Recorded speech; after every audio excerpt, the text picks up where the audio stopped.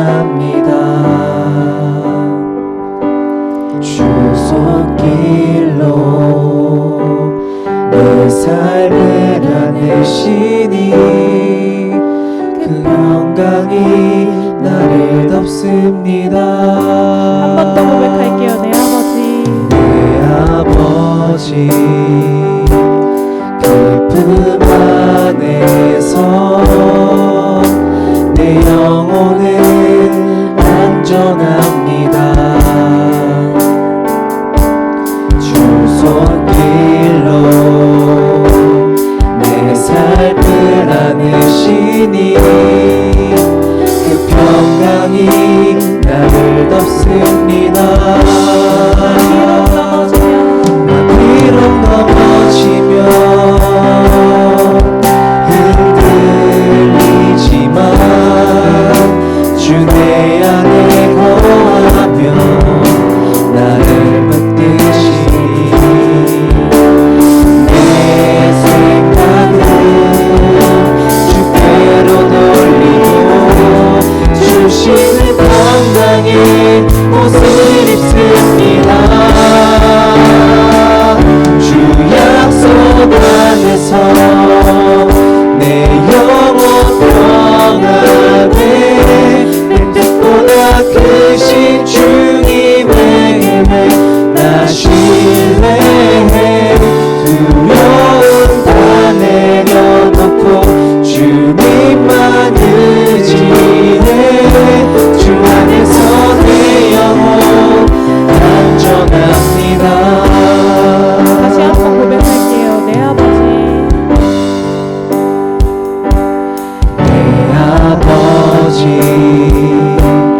그 품 안에서 내 영혼은 안전합니다. 주 손길로 내 삶을 안으시니 그 평강이 나를 덮습니다. 나 비록 넘어지면 흔들리지만 주 내 안에 거하며 나를 붙드시니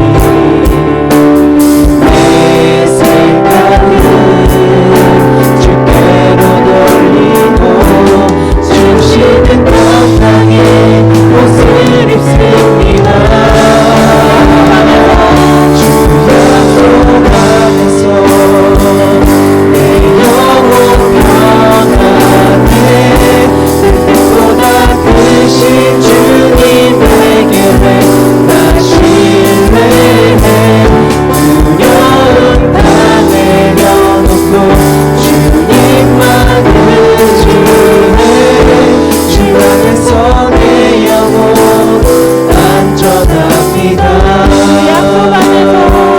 주 약속 안에서 내 영혼 평안해 내 뜻보다 크신 주님에게 나 신뢰해 두려움 다 내려놓고 주님만 의지해 주 안에서 내 영혼 안전합니다.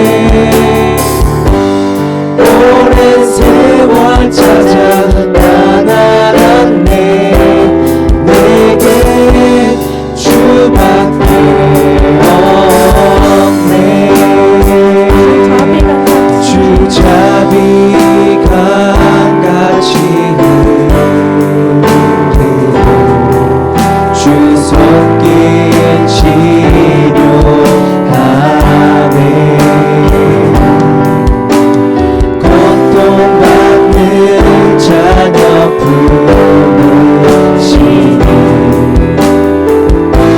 주밖에 없네.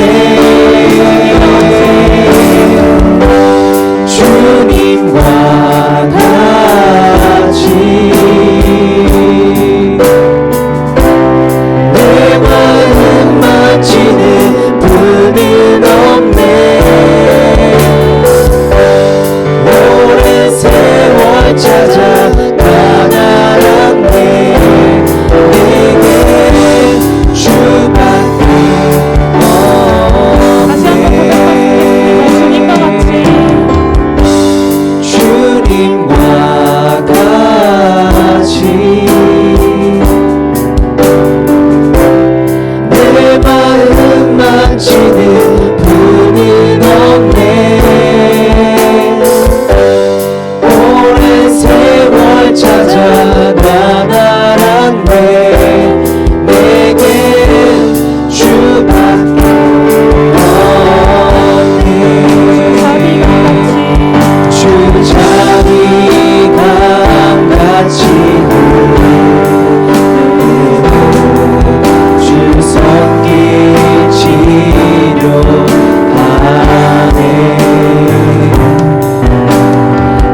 고통받는 자녀 부르시니 주밖에 없네. 주님과 같이 내 마음 맞추는 분은 없네. 오랜 세월 찾아 나날한데 내게 주밖에 없네. 우리가 고백한 찬양의 가사와 같이 우리는 주 품 안에서만 안전할 수 있습니다. 오직 주 품 안에서만 안전하게 만드시는 주님께 감사 찬양 드린 것처럼 기도드리며 주님께 나아가겠습니다. 기도합시다.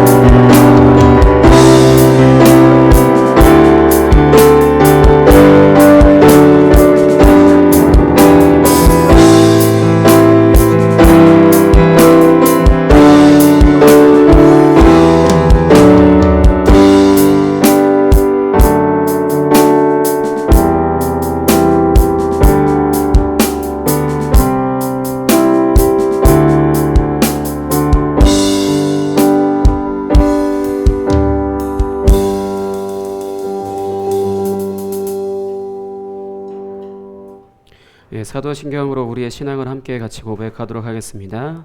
전능하사 천지를 만드신 하나님 아버지를 내가 믿사오며 그 외아들 우리 주 예수 그리스도를 믿사오니 이는 성령으로 잉태하사 동정녀 마리아에게 나시고 본디오 빌라도에게 고난을 받으사 십자가에 못 박혀 죽으시고 장사한 지 사흘 만에 죽은 자 가운데서 다시 살아나시며 하늘에 오르사 전능하신 하나님 우편에 앉아 계시다가 저리로서 산자와 죽은 자를 심판하러 오시리라.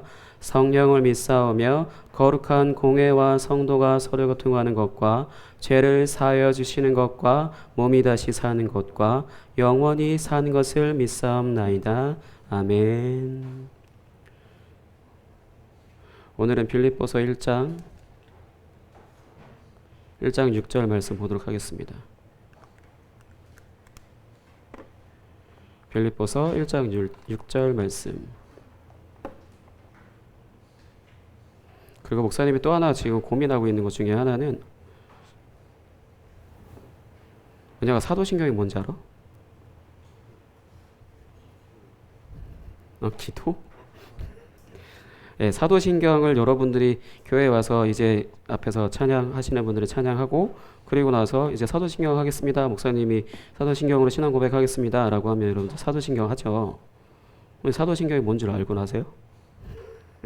이런 질문하면 여러분들이 가장 지혜로운 질문 뭐냐면 안 가르쳐 주셨잖아요. 이렇게 대답을 하셔야 여러분들이 그러니까 제가 하는 말에 합당하게 합리적으로 그러니까 그 당당하게 얘기할 수 있는 거예요. 목사님이 가르쳐 주고서 내가 사도신경이 뭐야? 라고 했을 때 틀리면 내가 그렇게 가르쳤냐? 이렇게 얘기할 수 있는데 안 가르쳐 줬잖아요. 근데 당연히 그런 말을 못 하지. 근데 솔직히 생각을 해보세요. 여러분들 사도신경 배웠어요? 배워서 사실 고백해야 사도신경이 무슨 내용이거나 알고 그거에 대해서 내가 지금 무슨 말을 하는지를 알 수 있을 것 같은 알 수 있거든요. 찬양도 똑같아요. 찬양 가사도 이 가사 보면 나 이 세상에서 아무것도 안 누려도 돼요라고 하는 고백인데 그거를 멜로디가 굉장히 아름답다라는 거에 자기도 모르게 고백을 하거든요. 근데 되게 무서운 거 그대로 됩니다. 왜냐면 제 경험이라서 하는 얘기예요. 그래서 다 무엇이든 배워서 해야 되는 게 맞는 거거든요. 그처럼 사도신경도 강의는 준비를 하긴 했어요. 제가 다 준비를 하긴 했는데 언제 어떻게 해야 될까, 어떤 방식으로 해야 될까 고민 중이거든요. 이제 빌립보서 1장 6절 말씀 찾으셨으면 이제 같이 읽도록 하겠습니다. 시작.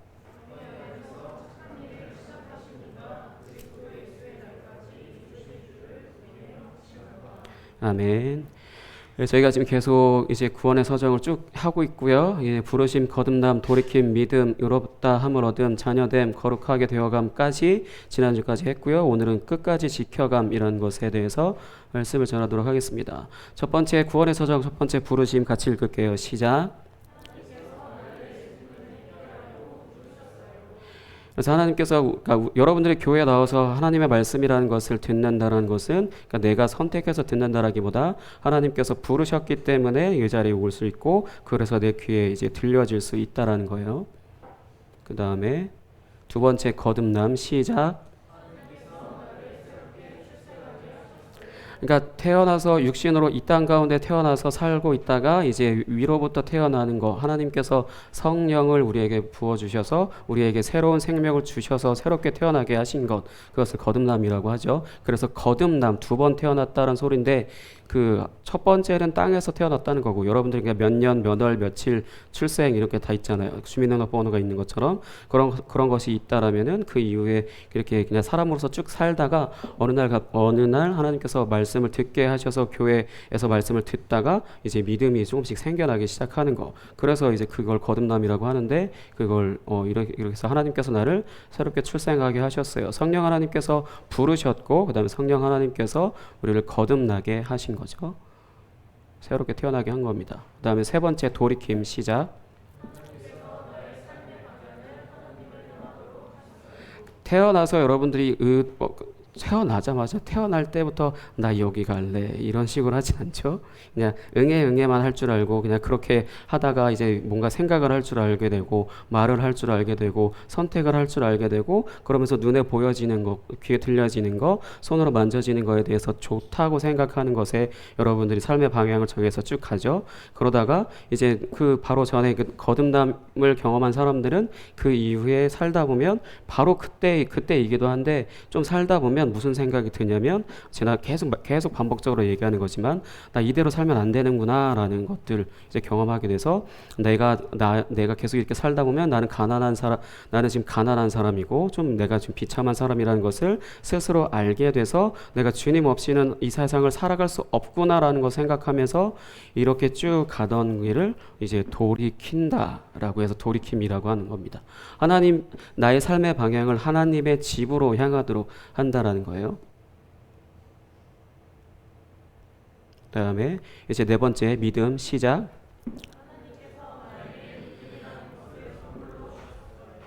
그래서 이 앞에 부르심, 거듭남, 돌이킴 이 과정을 겪는 사람들 중에 다는 아니지만 거의 대부분 보편적으로 생각하는 게 내가 믿음을 가지고 있고 내가 열심히 하는 것으로 이렇게 되어졌다라고 생각을 하는 착각을 하는 사람들이 굉장히 많아요. 굉장히 저도 역시 마찬가지고 그렇게 하기 위해서 열심히 노력을 했지만 나중에 이 믿음이라고 하는 이 순서에 온 사람들은 하나님이 주시지 않고는 아무것도 되어지지 않는 거구나. 그래서 이 믿음은 나로부터 시작되는 게 아니고 하나님으로부터 시작돼서 여기까지 나를 이끄셨구나라는 것들을 이제 알게 되고요. 그래서 이제 하나님과의 신뢰의 관계가 쌓여지는 거죠. 그래서 지금까지 나를 여기까지 인도하신 분이 이후에도 어떻게 인도하실지 기대하게 되고 그거에 대해서 이제 사모하는 마음으로 하게 되죠. 오늘 새벽에 새벽 기도에 처음 나오신 분이 계시는데 그래서 물어봤어요. 어쩐 일로 나오셨어요? 그랬더니 사모해서 나왔어요.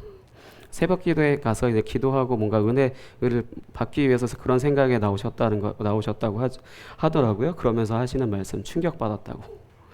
가득할 줄 알았는데 자리에 가득할 줄 알았는데 지금 여러분들만큼 지금 자리에 이렇게 차 있을 줄 알았는데 한 2분 계셨거든요. 굉장히 충격받으셨더라고요. 이제 5번째 의롭다함을 받음 시작. 그동안은 죄인이었어요. 그러니까 하나님께서 이 사람을 창조하셨고 아담과 하와에게 선악을 알게 하는 나무의 열매를 먹지 마, 먹으면 죽어라고 이렇게 말씀을 하셨는데 결국 먹었죠. 먹어서 죽게 됐어요. 죽게 됐다는 것은 이 숨이 꼴가닥한 게 아니고 하나님과의 관계가 끊어져서 단절된 삶을 산다는 건데 그래서 사실 하나님과의 관계가 단절된 삶의 끝은 어디냐? 없어요. 또 반대로 하나님과의 관계가 올바른 사람의 끝은 어디냐? 없어요. 내가 왜 없다고 그럴까요? 끝날이 없다라는 거예요. 영원해요. 하나님과의 관계가 없는 사람의 삶은 하나님과의 관계가 없는 삶이 영원하고요. 그 다음에 하나님과의 관계를 갖고 그런 관계 가운데 사는 사람은 그 관계 가운데 살아서 은혜, 사랑, 이런 기쁨 뭐 그런 것들을 누리는 것이 영원하다는 겁니다. 우리의 삶이 이 숨이 끊어져서 죽게 된다 하더라도 우리의 영혼은 절대 소멸되거나 하지 않기 때문에 내가 이 세상에 태어나서 살아가는 중에 하나님과의 관계를 그러니까 예수님을 올바르게 믿어서 하나님과의 관계를 쌓았어요. 올바르게 했어요. 그러면 하나님 나라에서 영원히 사는 것이고 그렇지 않다 그러면은 그냥 그렇지 않은 곳에서 영원히 사는 거예요. 그것이 그래서 그걸 지옥이라고 하는데 지옥이 어떤 곳이다라는 거에 대해서 여러 가지 말들이 있지만 그거에 대해서 굉장히 잔인하고 공포스럽고 그런 여러 가지 말들이 있는데 그건 다 양보하고라도 다 없다가 아니라 다 일단 배제하더라도 딱 하나 뭐가 있냐면 그냥 말 그대로 영원히 사는 건 똑같아요. 근데 진짜 행복한 삶을 기쁨을 누리고 영원히 살 거냐 아니면 영원히 고통스럽게 살 거냐 그거는 이 세상에 태어나서 죽기 전까지 그게 기회이거든요. 그 부분에 있어서 그렇게 하나님과의 관계가 끊어져서 죄인으로 살고 영원히 하나님이 없는 곳에서 영원히 살 수밖에 없는 그 사람들에게는 죄인이라고 그러는데 이제 하나님께서 구원하셔서 부르셔서 거듭나게 하셨죠. 그다음에 돌이켜서 하나님의 집으로 가게 하셨죠. 그리고 믿음을 주신 사람들은 그 믿음을 하나님으로부터 받은 사람들은 예수님이 이루신 그러니까 하나님께서 의롭게 보시는 것을 하나님께서 옷을 입혀 주신 거예요. 나는 더럽고 나는 죄인이고 나는 아직까지 성질이 더럽고 거짓말 잘하고 그냥 뻔뻔하고 여러 가지 기타 등등 그런 식으로 전혀 의로운 모습이 하나도 없음에도 불구하고 하나님이 의롭다라고 얘기하시는 거예요. 하나님은 그러니까 쓸데없는 소리 하시는 분이 아니시잖아요. 한번 말씀하신 걸 바꾸시는 분도 아니고 그렇게 해서 예수님을 믿게 하셔서 말 그대로 믿은 사람들은 내가 성품이 어떻든지 내가 죄를 짓고 뭐하든지 다 상관없이 일단 의롭게 보기 시작을 하신 거예요. 그게 의를 입혀주셨다는 거거든요. 여기서부터는 그냥 말 그대로 죄인이라기보단 용서받은 의인, 의인에게 속한 사람 이렇게 표현할 수 있죠. 그래서 여기에 우리는 이런 비참함 가운데 살던 사람들이지만 하나님께서 예수님의 의를 입혀주셨다는 것은 이렇게 예수님 안에서 기뻐하고 당당하고 뻔뻔할 수 있다는 거죠. 그 다음 6번째 자녀됨 시작. 그러니까 믿음을 주셨어요. 믿음을 주셔서 하나님께서 믿음을 선물로 주셨고, 그리고 믿음을 선물로 받은 사람들은 의롭다라고 하나님께서 의롭게 여겨주시는 것을, 말씀하시는 것을 이제 받게 되죠. 또 동시에 자녀가 되게 하시는데, 하나님께서 나에게 하나님의 자녀라는 신분을 주셨어요. 그래서 하나님의 가족으로 입양되는 것입니다. 하나님의 아들은 예수님 한 분밖에 없어요. 진짜로 솔직히 말씀드려서 담임 목사님이랑 저랑 지금 멘트가 똑같은데 한 번도 그런 얘기를 나눠본 적 없거든요. 깜짝 놀랐는데 하나님의 아들은 진짜 예수님밖에 없어요. 우리가 하나님의 아들이다 뭐 이런 것들을 얘기할 때 우리는 입양된 양자일 뿐이지 하나님의 친아들은 절대 될 수 없거든요. 근데 그 하나님께서 친아들, 그러니까 자신의 독특한 유일한 아들, 그 아들처럼 우리를 이제 입양하셔서 그 아들처럼 대하신다라는 거거든요. 예수님이 가지고 계신 그 존재 자체에 대한 존재 자체에 대한 어떠한 것들, 그 다음에 예수님의 능력, 뭐 예수님의 어떠한 것들, 그 모든 것들이 사실 우리에게 법적으로 이미 다 허용되어져 있습니다.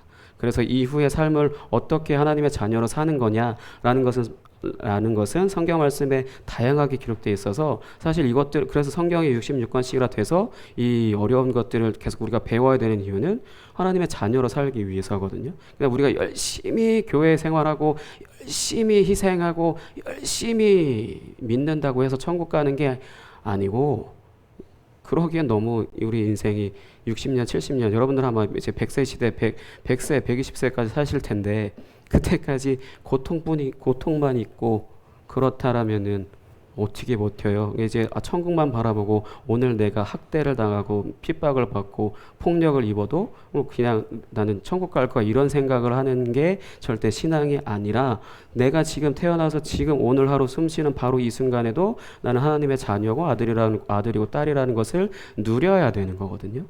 이미 다 법적으로 허용이 되어져 있는데도 불구하고 모르니까 못 누리는 거죠. 굉장히 아쉽고, 아쉽다란 말 그 이상인데 내가 말이 잘못 나올까봐 말을 좀 순화시켜서 얘기하는 건데, 또 그거를 굉장히 그냥 직설적으로 현실적으로 표현하자면 여러분들 계좌에, 여러분들이 모르는 여러분들의 이름으로 되어져 있는 계좌에 10억, 20억, 30억 들어있어요. 근데 내가 그거를 지금껏 몰라.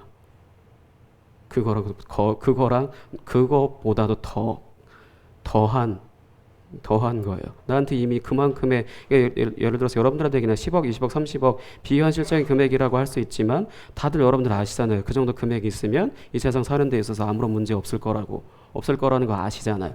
그런 것처럼 우리에게 이미 법적으로 하나님이 이미 다 주셨는데 못 누린다는 거죠. 몰라서. 그 부분에 있어서는 나이를 먹으면 먹을수록 신앙생활을 10년 했어요, 20년 했어요, 30년 했어요, 40년 했어요 라는 그렇게 말하는 분들한테 저는 묻고 싶은 게, 그 나이가 되실 때까지 다 누리셨나요? 하나님의 복을, 하나님의 은혜를. 그게 누구한테 특별한 사람한테 있는 게 아니라 다 주어진 건데 다 누리셨나요? 라는 그 질문을 하고 싶은데 하지는 못하겠어요. 근데 아마 그렇게 질문하면 거의 대부분 다 아니요 라고 대답하긴 하더라고요. 저는 몇몇 분들한테는 그렇게 얘기할 수 있는 관계 형성이 됐다고 생각하는 분들한테는 물어봐요. 그러면은 아니요 라고요. 왜 안 누리셨어요? 그러면은 그런 게 있어요? 라고 물어보더라고요. 모르시니까 못 누린다는 거죠. 하나님은 이미 우리한테 하나님의 가족이 되게 하셔서 모든 걸 다 주셨어요. 조건을 다 갖추셨어요. 우리한테 다 주셨어요. 근데 우리가 아직도 모른다 보니까, 알아도 설마 내가 그렇게 할 수 있겠어 뭐 이런 여러 가지 생각들로 제한하고 배제하고 그냥 내팽개치는 거죠. 그리고 이 세상의 불의, 폭력, 어떤 그 차별, 그런 것들을 고스란히 다 겪으면서 입에서는 원망 불평만 쏟아져 나오는 거예요. 그럼 하나님 뭐라 그러시냐? 내가 이미 예수를 통해 다 해결했는데 안 믿잖아, 안 믿었잖아. 그러시지 그냥 너무 힘들겠다. 그리고 당연히 그렇게 말씀하시기도 해요. 근데 하나님께서 딱 직원으로 하실 땐 내가 이미 다 해결했는데, 그 이미 너한테서 너가 누리고 있는 고통이나 슬픔, 아픔 그거 다 내가 이미 다 해결했는데 라고 그렇게 얘기하실 분이십니다. 그리고 이제 지난주 7번째 거룩하게 되어감 시작.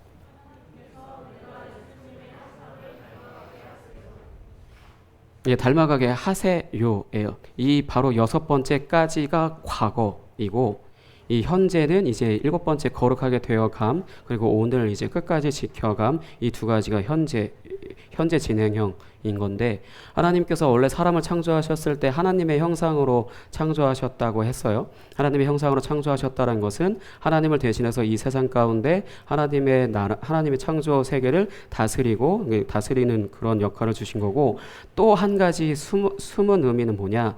하나님의 형상이라고 하는 것은 태광과 잔이 형상이라고 하는 것은 거울과 같은 역할이라 어떠한 대상을 내가 거울로 해서 반사시킨다는 거거든요.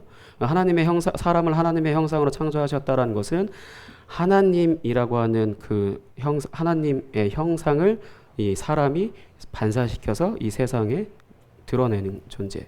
그러니까 여러분들이 지금 저를 봤을 때 물론 그냥 목사님으로 보고 한 사람으로 보겠지만 저는 이 자리 가운데 섰고 지금 제가 이 모든 과정을 겪고 있고 그러면서 하나님의 형상을 회복했다라고 나는 얘기를 하는데 하나님의 형상을 내가 회복했어요. 그러면 나는 여러분들이 저를 볼 때 그냥 인간적인 부분들 보고 그러니까 자주 보면 이쁘다, 자주 보면 잘생기다 이런 표현이 있지만 그런 표현들처럼 외모만 보는 게 아니라 여러분들이 저를 계속해서 보면 볼수록 저분은 진짜 하나님의 말씀을 잘 아나? 잘 알고 있는 것 같기도 하다. 이런 생각들 아니면 하나님의 성품을 닮은 것 같기도 하다. 이런 생각들을 조금이나마 할 수 있겠죠. 진짜 조금이나마 할 수 있을 텐데 그런 부분들을 여러분들이 고민을 하고 생각을 하면서 저를 볼 때 저는 거울이기 때문에 하나님의 형상을 비추고 있다라면은 말 그대로 여러분들이 저를 통해서 하나님을 보시는 거거든요. 네, 하나님의 형상은 성경에 예수님을 하나님의 형상이라고 해요. 그러니까 내가 여러분들한테 말하고 행동하고 말씀 전하고 예배를 인도하고 하는 모든 것들이 저는 지금 여러분들한테 하나님을 반사시켜서 나를 통해서 여러분들에게 비추고 있는 거거든요. 그런 것처럼 여러분들도 역시 거룩하게 되어간다는 것은 하나님의 참 형상이신 예수님을 닮아감으로 인해서 그분의 존재, 그래서 아까 의롭다 함을 얻은 그 다음에 자녀됨 그것을 얻었잖아요. 그러니까 그것을 이제 비추는 사람으로 변해 간다는 거예요. 그래서 존재 자체가 여러분들을 통해서 여러분들의 얼굴을 통해 여러분들이 진짜 예수님을 올바르게 예배하고 있다라면은 여러분들의 얼굴을 통해 하나님의 선하심이 드러나기 때문에 하나님의 형상이 보여지는 거고 또 한편으로 여러분들이 살면서 하는 일들, 선택한 직업들 그런 모든 것들이 하나님을 드러내게 돼요. 그걸 드러내고 그거를 정도가 점점 더 넓혀지는 게 거룩하게 되어 간다는 거예요. 내가 나이를 먹을수록 여러분들을 다 부모님 닮아서 가게 돼 있어요. 습관, 말투, 그런 얼굴까지 다 닮게 돼 있거든요. 근데 그런 것처럼 내가 나이를 먹어가면서 신앙생활을 해서 10년, 20년, 30년을 했어요. 그런데 사람들이 나를 봤을 때 너 교회 다녔냐? 이렇게 말하면 그러니까 살아온 삶이 다 나는 지금까지 하나님을 드러내는 것이 한 번도 없었다는 것이 될 수 있겠죠. 근데 계속해서 뭔가를 엄청난 일들을 하지 못함에도 불구하고 그냥 뭔가 실수도 하는 것 같고 그렇게 하는 것 같지만 계속 나이를 먹어가면서 왠지 아까 봤을 때 그냥 주님을 닮아가는 어떤 선한 주님을 닮아가는 것 같고 열심히 성실하신 하나님을 닮아가는 것 같고 그런 모습들을 누군가가 보여진다라면은 하나님의 형상대로 거룩하게 되어가고 있다라는 거예요. 근데 그런 것들이 아무것도 진행되어지지 않는다. 미안한 말이지만 애초에 구원의 서정의 시작도 안 하셨을 수도 있어요. 아니면 첫 번째 단계 부르심에 머물러 있을 수 있고 아니면 거듭남까지 일 수도 있죠. 그래서 7번째까지 지난주까지 이런 거고요. 그래서 하나님의 형상을 회복하고 선하신 하나님의 일을 행하는 사람으로 변해가는 것. 내가 하나님의 형상으로 변했으니까 하나님의 뜻이 뭔지 알고 그 일을 행하게 되는 거죠. 그런 사람으로 변해가는 것이 거룩하게 되어가는 거예요. 교회를 열심히 나오고 무슨 리더를 하고 장을 하고 뭐 하고 그래서 사람들로부터 존경받고 칭송받고 하는 그런 거 절대 아니에요. 집에서 설거지를 하신다 하더라도 교회에서 와서 여기는 주보 접는 건 없지만 주보 접는 걸 한다 하더라도 그 부분에 있어서 이렇게 하나님의 형상으로 되어져 갈 수도 있는 겁니다. 제가 먼저 있었던 교회에서는 그 주보 접는 역할이 저의 일이었다고 하더라고요. 제가 나중에 알았어요. 왜냐면 어느 여자 집사님이 그 권사님들하고 토요일마다 제가 주보로 출력을 하고 있으면 그때 맞춰서 오셔서 주보를 접으시더라고요. 그래서 아, 여기는 주보 접으시는 분들이 따로 계시는구나 라고 생각을 했어요. 근데 누군가 저한테 뭐라 그랬냐면 그 목사님 일이에요. 그 원래 목사님이 하셔야 되는 일이에요. 저분들이 도와주시는 거예요. 그러니까 저한테 도와주겠다는 얘기 안 하시고 계속 말없이 그렇게 하셨던 거거든요. 그러니까 그런 식으로, 왜냐하면 제가 그 주보 접는 일에 대해서 조금 불편함을 느낄 수 있을 것 같고 그런 것들을 아시니까 와서 도와주신 거죠. 말없이 나를 이렇게 섬겨주신 거잖아요. 그러니까 그렇게 그 일을 하시는 분과 앞에서 설교를 한답시고 이상한 자뻑 같은 소리는 하고 있고 이상한 소리만 하고 있는 그런 사역자들보다 차라리 그분들이 더 거룩하게 되어가는 거고 또 하나님께서 기뻐하시는 사람으로 변화되어지는 거 아닐까요? 그럼 오늘 이제 8번째 끝까지 지켜감 같이 읽겠습니다. 시작. 이게 장로교회에 있는 교리로 성도의 견인이라고 불러요. 성도의 견인이라고 부르는데 하나님께서 내가 구원에 이르도록 끝까지 지켜주세요. 이 글이 들이박아서 사고 났죠. 여기도 완전히 부서졌고 폐차해야 될 것 같고 여기 뒤집혀졌고 여기 이제 이런 물론 견인차가 이건 레미콘화 되어 있긴 하지만 여러분들이 고속도로나 그런데 아파차 타고 왔다 갔다 하시다 보면 견인하는 그 레카차라고 하죠. 레카차가 이렇게 대기하고 있어요. 그래서 그 레카차는 사고가 남과 동시에 총알같이 그곳에 가서 그 차를 견인함과 이걸 고리를 딱 걸면 이제 말 그대로 수당이 나오거나 하는 거라 정말 엄청나게 빠른 속도로 이렇게 가거든요. 근데 그렇게 한 레카차가 있어야 사고가 났을 때 빨리 처리를 할 수 있어요. 근데 이것처럼 그러니까 만약에 우리가 심각한 죄에 빠져 있을 때라도 하나님께서 성령을 거두지 않으시고 그 다음에 은혜를 상실하여 의인의 상태에서 떨어져 나가도록 고통 가운데 방치하지 않고 성령을 거스르는 죄악을 범하여 전적으로 타락하여 영원한 멸망에 빠지도록 내버려 두지 않으신다 예요. 그냥 성령을 빼서 다시 줬다 뺏는 분이 절대 아니시고 사실 절대 안 거두세요. 이 되게 무서운 건데 성령을 한번 주시면 절대 거두어가지 않으세요. 이 정말 무서운 겁니다. 나중에 그거에 대해서 설명할 테지만 그 다음에 내가 이제 은혜도 없고 뭐 그래서 아무렇게나 하나님도 없는 것 같고 나하고 관심 없는 것 같고 막 그래서 의인의 상태에서 막 이제 내가 의롭게 살기보다 그냥 아무렇게나 그냥 술 담배 하고 그냥 뭐 아무렇게나 살고 그냥 아무렇게나 살래 막 이런 생각을 한다 할 정도로 어떤 뭐 고통 가운데 있다 하더라도 그것이 일시적으로 끝나도록 계속 길게 이어지도록 하지 않고 이렇게 고통 가운데 방치하지 않으시고 그 다음에 성령을 거스른다라고 할 정도로 엄청난 죄악을 범할 수 있는 자리 그런 상황 가운데 있다 하더라도 전적으로 타락하여 영원한 멸망에 빠질 때까지 내버려 두지 않으신다는 거예요. 내가 아픔 가운데 고통 가운데 슬픔 가운데 절망 가운데 여러분들이 다 여러 가지 이유로 그런 것들을 겪으시겠죠. 그때 하나님이 그냥 구경만 하고 계시는 분이 아니시라는 거예요. 그 문제를 해결하기 위해서 열심히 여러분들이 눈에 보여지지 않고 귀에 들려지지 않는다 하더라도 그 일을 열심히 해결하고 계시고요. 여러분들이 어느 선 밑으로 절대 떨어지지 않도록 계속해서 끝까지 붙들고 계세요. 여러분들이 진짜 정말 진상짓을 엄청나게 하나님 앞에 한다 하더라도 하나님이 그거에 있어서 너무 힘들다, 너 지금 이제 뭐 버려야겠다 이런 식으로 버리실 분이 절대 아니라 그냥 귀엽게 보시고 그냥 이렇게 애기가 이렇게 칭얼칭얼 대는 거지 다 큰 어른이 진상짓을 하겠어요? 영적으로 어리니까 그냥 그렇게 하는 거잖아요. 그러니까 하나님 눈엔 여러분들이 나이가 몇 살이다 하더라도 영적으로 성장하지 않으면 애기예요. 그래서 제가 이런 말을 내가 거듭나서 영적으로 내가 새로 태어나고 뭐 잘하고 이런 말을 했더니 어느 권사님이 나는 이만할 거라고. 본인은 그러니까 저는 그렇게 이제 뭐 청소년기, 청년기 이런 것들 얘기한다면 권사님 본인은 저보다 신앙생활 오래 하셨음에도 불구하고 겸손하게 얘기하시는 건데 이만할 거라고 자기는 이만할 거라고. 근데 그런 것처럼 우리가 뭔가 된 줄 알고 얘기하겠지만 진짜 영적으로 성장하는 건 교회를 다니는 횟수만큼 크지 않아요. 교회에서 엄청난 일을 많이 했어도 영적으로 성장 못할 수도 있고 안 할 수도 있어요. 영적으로 성장하는 건 하나님과의 관계에서만 가능합니다. 그게 절대적으로 거기에서만 가능해요.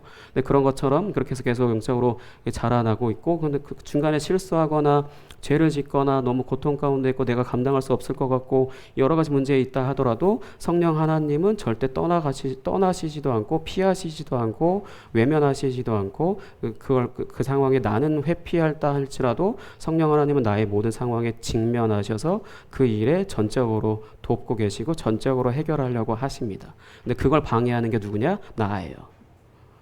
나의 신앙생활 방해하는 게 부모님이냐? 아니요, 나예요. 내 게으른 게으른 내가 문제고, 그 순종하지 않는 내가 문제고, 잘못된 거에 순종하는 내가 문제이거든요. 그러니까 목사님도 근데 사실 이 끝까지 지켜감이 가장 좋은 게, 살면서 정말 포기한 적이 많았었거든요. 그래서 뭐 수련회 때는 딱 도피성 얘기하면서 딱 그런 것만 한 가지만 얘기했는데, 스펙을 쌓는 것처럼 여러 가지 일들이 있었어요. 그 상황에 제가 감당할 수 있었냐? 좀 못했어요. 그래서 다 포기했었는데 하나님께서 그때마다 진짜 이건 하나님이 하셨다라고 얘기할 수밖에 없는 상황들을 만들어 가시면서 여기까지 오게 하셨거든요. 제 열심으로 여기까지 전 못 왔습니다. 그래서 사실 이 끝까지 지켜감이라는 것을 굉장히 감사하게 생각하고 늘 이 안에서 살 수 있도록 늘 노력을 하거든요. 이제는 하나님께서 나를 보시고 근심하시는 게 아니라 나를 계속해서 보실 때마다 무언가 또 새로운 일을 맡기고 싶어 하실 만큼 하나님과의 신뢰 관계가 굉장히 좋기를, 그래서 더 그런 것들이 더 확장되어지고 더 커지기를. 그래서 사실 제가 계속 그 주중에 늦게 퇴근하는 이유도 그냥 나한테 맡겨진 일에 있어서 그냥 딱 만들었다가 아니라 좀 더 깊이 이렇게 계속 매일같이 고민하고 또 묵상하고 또 새롭게 만들고 또 새로운 일이 주어지고, 그런 것들을 왔을 때 하나님, 내가 이런 것들을 내가 완벽하게 하나님 앞에 하고 싶지는 않은데 내가 이걸 가지고 말씀을 전하는 거면 이 말씀을 듣는 자들에게 정말로 필요한 말씀, 하나님께서 일하실 수 있는 그런 말씀을 전하고 싶고, 찬양을 인도한다 할지라도 지금 당장 마음이 너무 고통스럽고 아픈 상황 가운데 있었지만 그 찬양 가운데 위로받고 새 힘을 얻고, 예전에 목사님 있었던 곳에서는 그 둘째 딸 일이 돌도 되기 전에 빼앗기고 이혼까지 당한 분이 교회에 있었거든요. 그분이 항상 제가 찬양을 인도할 때 한쪽에 이 손수건을 입에 물고 엄청나게 오열하시면서 찬양을 하셨어요. 제가 그분 몸에서 처음에 너무 힘들었었는데 나중에는 제가 그분을 돕는 마음으로 계속 기도하는 마음으로 찬양을 인도하고 했었거든요. 그래서 나중에 그분이 저한테 해주시는 말은, 그냥 제가 그때 강도사였으니까, 강도사님 찬양을 듣고 있고 같이 찬양하면 마음의 평안함은 하나님께서 주시는 것 같다고, 그래서 평안하다고, 그래서 되게 감사했거든요. 제가 그분한테 뭘 할 수 있겠어요. 공감 능력이 아무리 뛰어나도 제가 그분을 어떻게 공감을 하고 위로를 합니까? 근데 하나님이 하시도록 열심히 제가 기도하고 그렇게 하니까 그렇게 되어지는 것처럼, 저는 지금 이제 이런 상황 가운데 내가 하나님께, 물론 나도 쓰러지고 넘어질 때 많죠. 그래도 하나님께서 나를 끌고 가신다라는 것을 알고 있기 때문에 굉장히 감사하죠. 그 부분에 있어서 가장 좀 특이한 경험은, 제가 예배 시간에 금요 기도회 때 자주 그런 일들을 겪는데, 집에 들어가서 잠깐 쉴 때 자요. 자지 말아야 되는데 졸려서 자는데 알람을 안 맞춰놨잖아요. 그러면은 자면 어떻게 될까? 지각하기 딱 좋죠. 근데 신기하게 카톡이 와서 깨. 부재중 잘못 걸린 전화가 와서 깨. 단톡방에 올라온 카톡 소리 듣고 깨. 딱 시간 보면 지금 당장 씻고 가면 딱 맞는 시간들로 몇 년째 계속 그 경험 엄청나게 많이 해요. 몸이 피곤하니까 내 몸이 아니듯이 이제 좀 축 처지고 지치는 상황인데도 내가 여러분들 앞에서 뭐 지각하거나 뭔가 헐레벌떡 오거나 하는 것들을 실수로 한두 번 보여줄 수도 있겠지만, 그런 모습들을 보여주지 않을 수 있는 이유는 자다가 그런 식으로 깨거든요. 하나님이 깨우시는구나, 너 사역 갈 시간이다, 너 교회 가야 될 시간이다, 이런 식으로 깨워주시는 거, 때마다 나를 끌고 가시는 거거든요. 그 부분에 있어서 이게 이 거룩하게 되어감, 내가 하나님의 형상을 닮아가는 이런 것과 그 다음에 그 모든 것에 있어서 앞에서부터 지금까지 왔던 모든 구원의 여정을 마지막 이제 다음 단계는 미래에 대한 부분인데 그 나의 삶의 마지막까지 지켜주십니다. 하나님께서. 그 부분에 있어서 누구 특별한 사람한테만 있는 게 아니고 다 여러분들한테도 다 해당되고요. 순종하고 말씀 듣고 순종하고 예배하고 그런 생활들 계속해서 꾸준히 하시는 모든 분들에게 다 열려 있는 것이고 하나님께서 여러분들을 구원하시기로 택하셨다라면은 절대 실수하시는 법 없고 실패하시는 법 없으세요. 근데 여러분들이 좋게 따라가냐 아니면 진짜 질질 끌려서 따라가냐 그 차이입니다. 그 부분에 있어서 여러분들에게도 하나님께서 끝까지 지켜가시는 은혜가 가득하시기를 예수님의 이름으로 축복합니다. 그럼 이제 함께 찬양하고 기도하도록 하겠습니다. 예전에 사순절 찬양 프로젝트라고 해서 나는 끌려갑니다라는 곡을 여러분들에게 녹음해서 올려드렸을 거예요. 물론 조회수 엄청 적더라고요.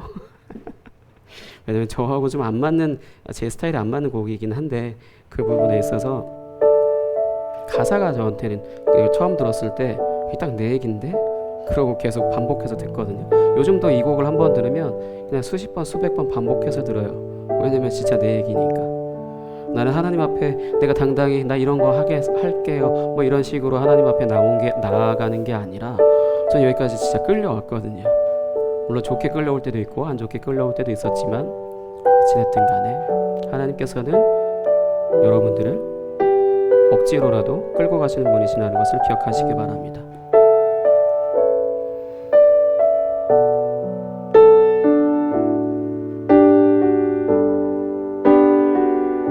함께 찬양하겠습니다.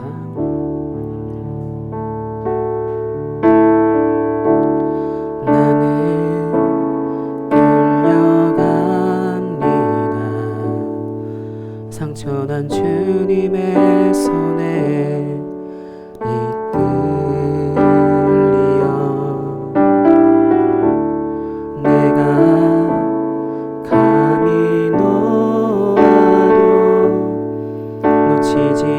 않으시는 마음의 눈물로 때로는 광야와 동산에 또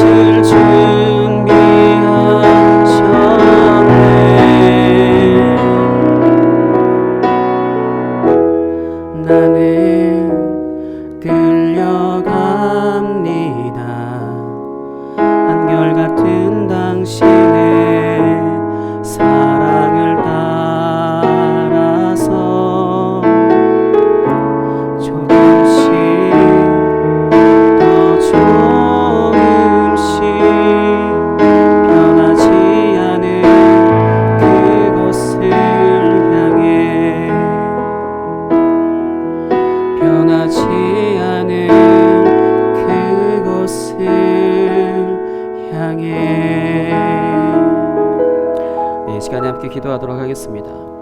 아까 예배를 처음 시작할 때 찬양을 하시는 분들이 맨 마지막 곡으로 주님과 같이 내 마음 만지는 분은 없네, 오랜 세월 찾아 난 알았네, 오직 주밖에 없네 라는 그런 찬양을 하셨는데요. 오늘 이 말씀처럼 하나님께 끌려가는 삶을 사는 사람들의 특징이 이제 어느 시점이 되면 진짜 주님밖에 없군요 라는 말들을 본인 스스로 합니다. 왜냐하면 친구도 가족도 뭐 연인도 누구도 선생님도 목사님도 다 어느 순간에는 나한테 도움을 하나도 주지 않는 상황이 와요. 그래서 목사님은 그 상황이 왔을 때 내가 뭐 잘못했나라는 생각을 해봤었는데, 그게 아니라 신앙생활을 할 때 주님보다 더 사랑하는 것, 내가 주님 한 분 보는 게 가장 안전하거든요. 그래서 내 아버지 그 품 안에서 내 영혼은 안전합니다. 주님 한 분만 내가 보니까 삶이 안전한 거예요. 왜냐면은 진짜로 이 세상에서 하나님 말고는 나한테 평안을 줄 수 있는 사람은 없어요. 근데 우리는 스마트폰에 빠져 살죠. 웹툰, 뭐 게임, 뭐 기타 여러 가지 뭐 책들, 그냥 뭐 아이돌 여러 가지 그런 것들에 빠져 살잖아요. 그런 것들에 빠져 살았던 것들을 계속해서 이제 하나님이 강제적으로 내려놓게 하세요. 그래서 내가 이제 주님밖에 없습니다 라는 고백을 스스로 할 수 있을 때까지 그렇게 하시거든요. 그런 상황 가운데서도 감사한 건 구원을 완전하게 이루실 분이 내가 아니라 하나님이시라는 겁니다. 이 시간에 함께 기도하겠습니다. 하나님, 내가 믿음이 좋든지 안 좋든지 잘하든 못하든 주님께서 나의 삶의 마지막 날까지 주님을 다시 볼 수 있는 그날까지 나를 온전히 지켜주시고 함께 해달라고 이 시간 함께 목소리로 기도하겠습니다. 하나님 아버지 감사합니다. 오직 주님과 같이 내 마음 만지는 분 없다라는 것을 아버지 나의 삶을 통하여서 주님께서 우리에게 가르치시기 위해 아버지 우리에게 힘든 상황들을 아버지 어려운 상황들, 고통 가운데 아버지 슬픔 가운데 괴로움 가운데 아버지 말로 다 할 수 없는 그런 불의한 상황들을 나에게 겪게 하셔서 내가 오직 주님만 의지할 수 있는 그런 상황 가운데로, 그러한 고백 가운데로, 그러한 신앙의 고백 가운데로 아버지 나를 인도하실 주님을 찬양합니다. 지금 내가 아무것도 분별할 수 없다 하여 아버지 눈에 보여지는 것, 귀에 들려지는 것, 손에 만져지는 것, 그 내가 좋아하는 것들을 기준 삼아 살아가고 있지만 그 모든 것들이 내가 이제 말씀으로 분별할 수 있게 되어서 아버지 그것들 하나하나 주님께서 강제적으로 뺏어가시면서 오직 주님 한 분만 내 안에 남게 하시는 그런 삶으로 우리를 인도하실 분이심을 아버지 내가 알게 하시고, 내가 쓰러질 때나 넘어질 때나 좌절할 때나 죄를 지을 때나 그 어떤 상황 가운데서도 나를 버려두지 아니하시고 나를 방치하지 않으시며 나를 그냥 포기하지 아니하시고 오직 주님께서 아버지 나의 삶의 마지막 날까지 함께 하시며 지키시고 보호하신다는 것을 내가 믿게 하시며, 그래서 나의 삶에 오직 주님 한 분만 함께하여 주시옵소서. 주님 감사합니다. 하나님 아버지 감사합니다. 내가 무엇이건데 나 같은 사람을 주님께서 구원하시기 위하여서 예수님을 십자가에서 죽게 하시고 그것을 나에게 믿게 하셔서 나를 부르시고 나를 거듭나게 하시고 나를 돌이키시고 나에게 믿음을 주시고 나를 의롭다 하시고 나를 자녀 삼아 주시고 나를 이제 거룩하게 만들어 가시며, 그리고 또한 그 모든 것들을 끝까지 지켜가시는 그 은혜를 누리게 하시는지 말로 다 표현할 수 없고 우리의 생각으로 다 생각할 수 없사오니 나의 삶이 다하도록 내가 성장하고 성숙해지며 나의 생각들이 더욱더 커져가만 가는 그런 상황 가운데 이 세상에 속한 삶을 사는 것이 아니라 이 세상에 속한 자로서 생각하는 것이 아닌 오직 하나님의 자녀답게 생각하며 온전히 주님의 은혜를 누리며 살아갈 수 있는 선교교회 중고등부 학생들 되어질 수 있도록 인도하여 주시옵소서. 오늘도 귀한 예물로 주님 앞에 드린 손길이 있사오니 그들의 삶 가운데 100배, 60배, 30배의 하나님 나라의 은혜가 아버지 확장되어지는 은혜가 있게 하시고, 드려진 예물이 주님 앞에 귀하게 쓰여진 바 되어 죽어가는 영혼들을 살려낼 수 있는 아버지 귀한 예물로서 사용되어질 수 있도록 인도하여 주시옵소서. 그렇게 행하실 주님을 찬양하며 기대합니다. 예수님의 이름으로 기도하였습니다. 아멘.